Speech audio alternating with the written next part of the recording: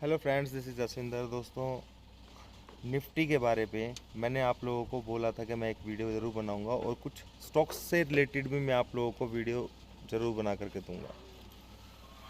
ये मैंने आपको बोला था। और मार्केट का क्लियर पिक्चर बताऊंगा कि मार्केट आने वाले टाइम में क्या कर सकता है। आने वाले टाइम में मार्केट क्या कर सकता है। दोस्तों, सबसे पहली बात, निफ्टी के अंदर यहाँ से 11,600 बहुत बड़ा रेजिस्टेंस का काम करेगा।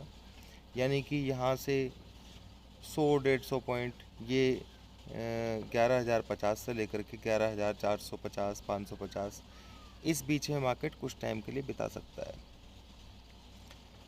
सो एक लेवल मैंने आप लोगों को दिया था कि जिसके ब्रेक होने के बाद मार्केट डेफिनेटली दोस्तों डाउन ट्रेंड के अंदर ही है। पर जैसा कि यूएस के इलेक्शंस हैं अभी आने वाले टाइम में, तो उसको देखते हुए मार्केट जो है ना, इलेक्शंस को देखते हुए मार्केट यहाँ पे कंसोलिडेशन करने की पूरे चांसेस हैं, जो कि मैं पहले आप लोगों को बता चुका हूँ। दोस्तों, मैंने कुछ स्टॉक्स आप लोगों को दिए हुए हैं, उनके टारगेट्स आपको बताए हैं। बस ये नहीं बताया कि वो आपको सेल कहाँ करने हैं, बाय कहाँ करने हैं, जैसा भी है। तो कुछ ऐसे स्टॉक्स के ऊपर मैं आपको नज़र डाल देता हूँ और मैं आपको एक कॉन्फिडेंट बात बताता हूँ कि उन सभी के टारगेट 100% आएंगे। और ऐसा नहीं है कि वो टारगेट के पास में है। अगर आप डॉक्टर रेडी देखें तो 3375 अराउंड का टारगेट है उसका। यानी कि उसको वो लेवल अचीव करना ही होगा, वो चाहे 1 महीने, 1.5 महीने, 2 महीने, बस इतना ही टाइम लगता है दोस्तों, कोई बड़ी बात नहीं है। एक आधा महीना, 15-20 दिन और फालतू ला सकते हैं। आपने देखा होगा कि मारुति के अंदर एग्जैक्ट जहाँ से सेल दिया वहाँ से नीचे टारगेट बिल्कुल उसने दे दिया। मारुति के अंदर अगर ऊपर की तरफ आता है तो अभी उसका जो लो है लेवल, वो ज़रूर आएगा दोबारा से, तो आपको उसके अंदर एंट्री ले सकते हैं। पर दोस्तों, एक चीज़ समझनी है कि एंट्री ऐसी जगह होनी चाहिए, वो आपको खुद लेनी है। आप मेरे बेस मत रहिए कि भाई मैं आपको एंट्री लेकर के दूंगा। मैं सिर्फ इतना बता रहा हूँ कि जितने भी मेरे टारगेट्स हैं वो दुनिया की ताकत कोई रोक नहीं सकती है और आज तक कोई रोक भी नहीं पाई है, जो मैं कॉन्फिडेंटली दे देता हूँ आप लोगों को। इन्फोसिस के अंदर टारगेट्स आ चुके हैं, टीसीएस के अंदर टारगेट्स आ चुके हैं, एचसीएल के अंदर टारगेट आ चुके हैं, टेक महिंद्रा के अंदर टारगेट आ चुके हैं। मैंने सभी के आपको लगभग कुछ स्टॉक्स ऐसे हैं जिनके बारे में नहीं बताया। विप्रो है, विप्रो का भी टारगेट आ चुका है मेरे पास। यानी कि सीधी सी बात है कि सिग्नल मार्केट के अंदर डाउन साइड का है, ये बात आपको ही मालूम है। बजाज फाइनेंस है, उसका टारगेट 3565 समथिंग अराउंड ये टारगेट है उसका। पर बजाज फाइनेंस 3650 पर हमने सेल भी दिया था कि भाई आप उसे देखो, 3000 पॉइंट 600 पॉइंट्स वो गिरा भी, तो मारुति ने टारगेट हिट कर दिया, पर अभी उसका टारगेट पेंडिंग है। तो इसका मतलब ये नहीं है कि मार्केट, और मैंने बोला भी था कि वहाँ से मार्केट एक बार ऊपर उठेगा और वैसा ही हुआ भी। अब आने वाले टाइम में मार्केट के अंदर क्या होगा, ये चीज़ बहुत, मतलब स्टॉक्स के बारे में मैंने आपको बताया। यानी कि जो टेक्नोलॉजी स्टॉक्स हैं वो सारे के सारे अपने हाइज के आसपास चल रहे हैं, या थोड़ा बहुत हाई और बना लेंगे हद से हद। वो आपको देखना है कि एंट्री कहाँ लेनी है। दोस्तों, एक बात मैं बता देता हूँ, जो ये मेरे पोजिशनल ट्रेड्स जितने भी होते हैं, इनके टारगेट डैम श्योर होते हैं, जिनको कोई रोक नहीं पाता है। पीछे तक का इतिहास इस चीज़ के लिए गवाह है। हाँ, ये बात एक अलग है, कई बार ऐसी जगह पे मैंने आप लोगों को लेवल ज़रूर दिए हैं जहाँ से मुझे सिर्फ जैसे कोई किसी चीज़ का सेल का कंफर्म हो गया तो मैंने आप लोगों को सेल दे दिया, वो वहाँ से थोड़ा सा ऊपर आ गया, ठीक है ना, कभी कभी ज़्यादा भी, क्योंकि मेरे पास सेल जहाँ पे बना था मैंने वहीं पे आपको दे दिया। पर ये जो स्टॉक्स जितने ही मैं आपको दे रहा हूँ, ये सारे अपने टारगेट से बहुत दूर हैं, और जिसने इसके अंदर इन्वेस्टमेंट की उनकी बल्ले बल्ले हो जाएगी, ये नोट कर लीजिए। और सारे सेल, मैक्सिमम सेल साइड के ही स्टॉक्स हैं। बजाज फाइनेंस दोस्तों बहुत बेहतरीन मौका दे रहा है, थोड़ा सा भी ऊपर मिलता है।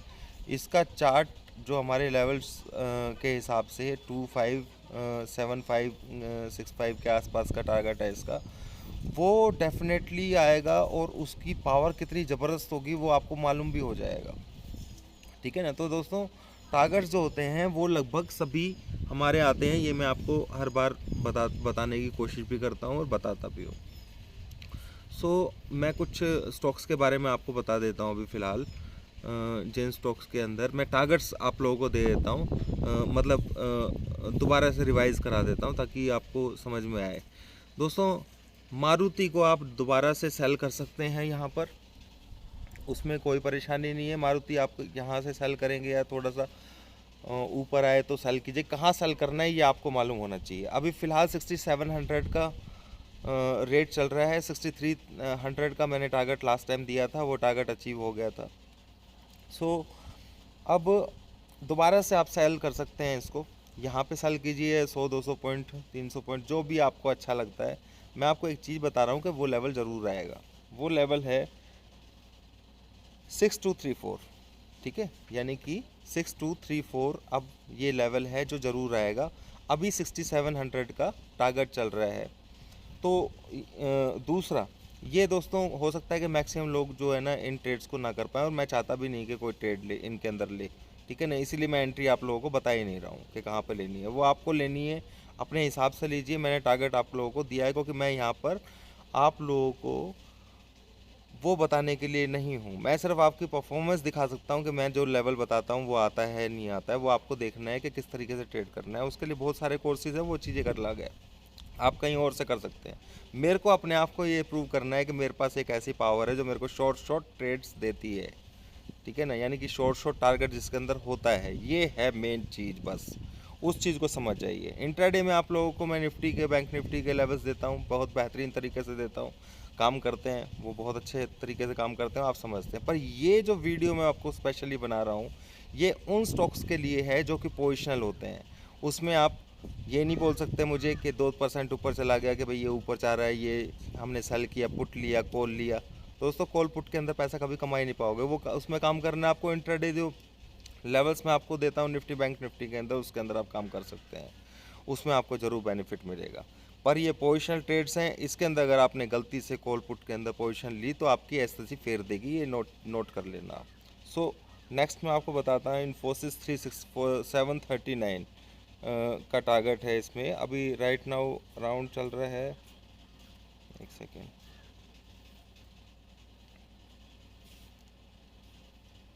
1020 अराउंड प्राइस चल रहा है, ठीक है।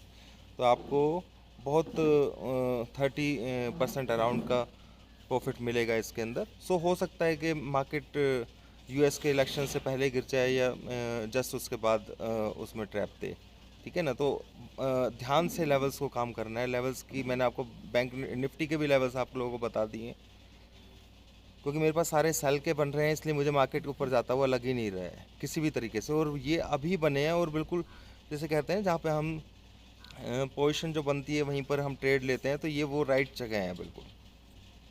सो बजाज फाइनेंस टारगेट 2560, ठीक है, अभी चल रहा है 3440 अराउंड चल रहा है, तो आप दोबारा पोजीशन ले सकते हैं इसमें, या जिनकी होल्ड है तो होल्ड कीजिए। M&M 407 का टारगेट है, मेरे ख्याल से 700 के अराउंड चल रहा है, ठीक है। टाटा मोटर्स बाय में है दोस्तों, इसका टारगेट है 158.50, ठीक है। टेक महिंद्रा टारगेट है 638, ठीक है। सो अभी कितना चल रहा है मैं आप लोगों को बताता हूँ। अभी 826 अराउंड चल रहा है, ठीक है, 826 अराउंड चल रहा है। 638-39 का टारगेट है इसका, ये नोट कर लीजिएगा आप। डॉक्टर रेड्डी मैंने बताया 3393, टाटा मोटर्स मैंने बता दिया, M&M में आपको बता दिया, इन्फोसिस का मैंने आपको बता दिया सेल का टारगेट है, ठीक है। और मारुति का भी मैंने आपको बता दिया कि 6235 का टारगेट इसका रहेगा। सो विप्रो है, विप्रो का टारगेट 242, ठीक है। विप्रो अराउंड कहाँ चल रहा है, विप्रो काफ़ी लोगों ने बुलिश किया हुआ है,